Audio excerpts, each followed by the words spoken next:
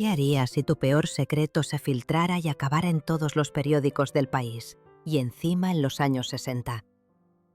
Te contaron que era una libertina sin vergüenza, pero ¿y si te dijera que su escándalo fue en realidad una venganza patriarcal?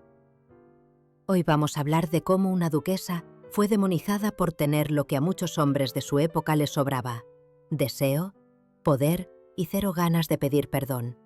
Porque si Margaret hubiera sido hombre, ¿creéis que su historia habría terminado igual? Quédate, porque lo que vas a descubrir te va a explotar la cabeza. ¿Sabías que hubo una mujer que, sin mover un dedo para herir a nadie, consiguió que toda la aristocracia británica temblara solo con ser dueña de su deseo? Margaret Campbell, la duquesa de Argyll. Rica, glamurosa, escandalosa, libre.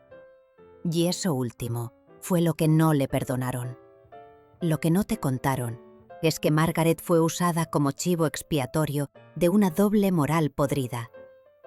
Vamos a contar cómo una mujer pasó de ser la reina de la alta sociedad a ser linchada públicamente por atreverse a disfrutar de su cuerpo y su vida en un mundo de hombres hipócritas. Y si te pensabas que los Polaroids subiditos de tono eran cosa de millennials, date cuenta. Esta señora ya lo petaba con el sexting antes de que existiera el WhatsApp. Quédate, porque esta historia tiene de todo: glamour, traición, machismo a raudales y un aviso que aún hoy sigue doliendo. Una mujer libre asusta más que un ejército.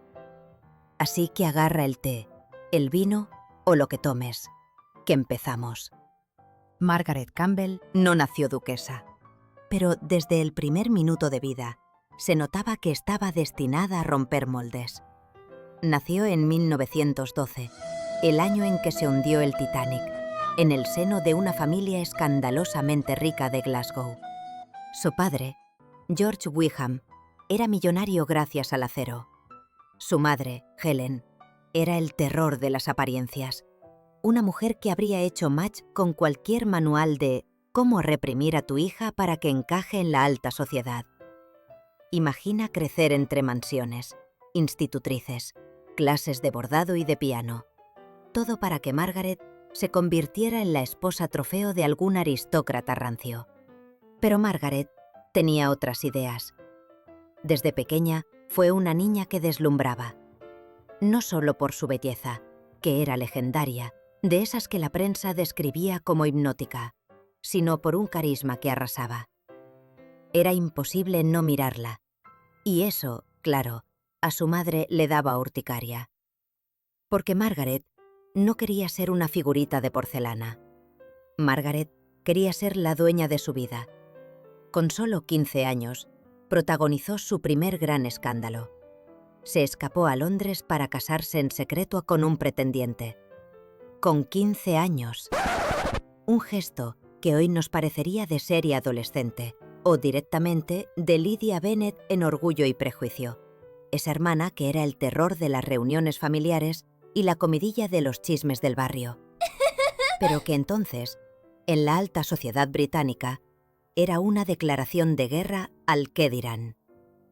Cuando debutó en sociedad a los 19 años, Margaret no entró en los salones londinenses. Los conquistó.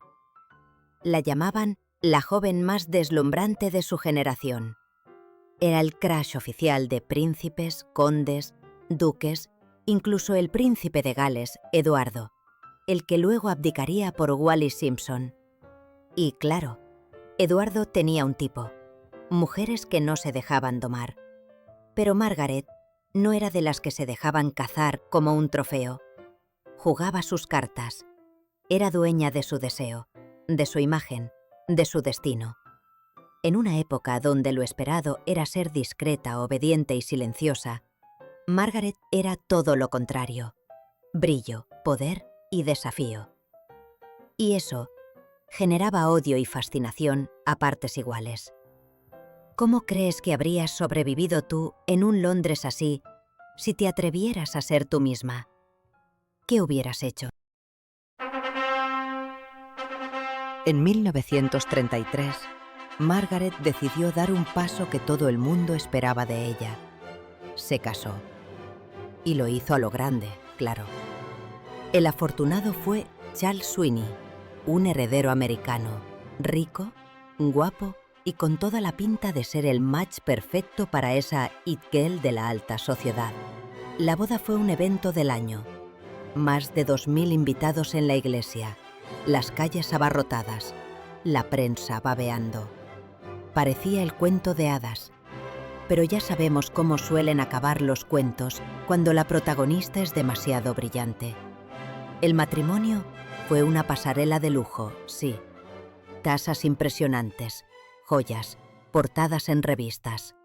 Pero por dentro era un desierto emocional. Margaret sufrió varios abortos espontáneos y la muerte de un bebé poco después de nacer. Y eso rompió algo dentro de la relación. Ella, que era un huracán de vida, se encontró atrapada entre el dolor y el papel de esposa perfecta que todos le exigían.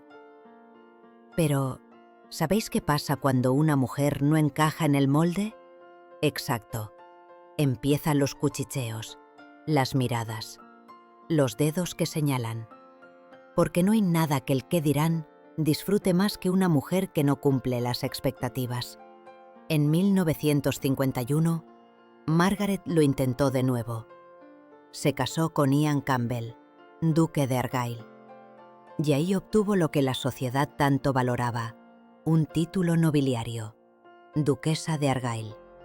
Pero hermana, lo que vino con el título fue un desastre con patas. Ian Campbell era un hombre atractivo, sí, pero detrás del título y el porte se escondía un combo mortal: alcohólico, ludópata, violento y endeudado hasta las cejas. Para que os hagáis una idea, el tipo hipotecó el castillo familiar de Inveraray para costear su tren de vida, y aún así, iba por la vida de noble agraviado. Margaret era para él un cajero automático con joyas, y cuando dejó de serle útil para pagar sus deudas y sostener su estatus, Ian empezó a planear su caída. Durante años la espiaba. Revisaba sus cartas, sus diarios, contrataba detectives para seguirla. Todo con un único objetivo: construir el mayor caso de slut-shaming de la historia británica y quedarse con su dinero. ¿No suena esto a los controles de ahora, solo que sin WhatsApp ni redes sociales? El matrimonio ya era un campo de minas, y el duque, dispuesto a rematar el escándalo, presentó en el proceso de divorcio lo que llamó pruebas irrefutables: cartas privadas, el diario de Margaret y los famosos Polaroids. Las fotos que, sin su consentimiento, se convertirían en el centro del mayor linchamiento mediático de la época. Ahí estaba Margaret, con su icónico collar de perlas y poco más. Polaroids que en los años 50 eran algo casi mágico. Instantáneas privadas que jamás debían salir de la intimidad. Pero el duque las robó y las usó como armas. Porque sí, esto fue revenge porn en los años 50. Sin internet, pero con el mismo veneno. El supuesto amante de las fotos nunca fue identificado porque no se le veía la cara. Pero eso no importó. La prensa deliraba. ¿Sería un ministro? ¿Un actor? ¿Un miembro de la familia real? El morbo se sirvió en bandeja y la dignidad de Margaret en el suelo. El juicio fue un circo. Periodistas apelotonados, titulares infames y un juez que la llamó promiscua y depravada. Mientras, el duque salía del proceso casi como una víctima. Porque claro, un hombre siempre es seducido por la mala mujer, ¿no? Margaret fue sacrificada en el altar del qué dirán, mientras la sociedad aplaudía el espectáculo. ¿Crees que esto habría cambiado hoy? ¿O seguimos juzgando a las Margaret del siglo XXI con otras armas? Déjamelo en los comentarios. Margaret salió del juicio hecha trizas, arruinada, aislada, repudiada por la alta sociedad que antes la había adorado. La misma sociedad que aplaudía sus fiestas, sus looks, sus joyas. Ahora la señalaba como la gran villana. Pero aquí es donde Margaret nos da la lección definitiva. Nunca pidió perdón. No vendió a sus amantes. No buscó una entrevista para limpiar su imagen. Siguió siendo ella, orgullosa, erguida, con sus perlas y su mirada desafiante. La prensa la llamó la duquesa sucia, pero en privado, Margaret seguía siendo la mujer magnética que había sido siempre. Y con el paso del tiempo, algo curioso empezó a ocurrir. La historia empezó a rehabilitarla. Hoy es un icono feminista, aunque seguramente ella nunca usara esa palabra. Inspiró series, documentales, exposiciones en museos. Su estilo ha sido reivindicado por diseñadores, su actitud por activistas. Porque Margaret fue el espejo incómodo donde nadie quiso mirarse, el espejo de una mujer que se atrevió a ser libre. Y eso, hermana, sigue dando miedo. ¿Cuántas veces hemos visto este mismo patrón? Aplauden a la mujer que brilla, hasta que brilla demasiado. Margaret murió en 1993, con 80 años, tras pasar sus últimos años en relativa soledad y con mucho menos dinero del que había heredado o ganado. De reina de las portadas a una habitación modesta en una residencia de ancianos. Pero ¿sabéis qué? Nunca perdió ese aura de diva. Nunca pidió perdón por ser quien era. Nunca bajó la cabeza. Y eso es lo que más incomoda aún hoy. Porque una mujer libre asusta más que un ejército. Hoy su historia ha inspirado libros, documentales y series como A Very British Scandal. Es vista como un icono feminista adelantado a su tiempo. Una precursora del derecho a la intimidad, cuando eso ni se llamaba así.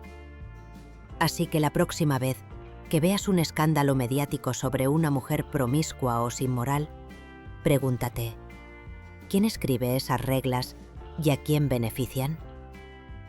¿Quieres conocer más historias de mujeres que quisieron borrar por ser libres? Dale al play en la pantalla final y sigue descubriendo más vidas de mujeres que la historia intentó borrar. No dejes que lo consigan.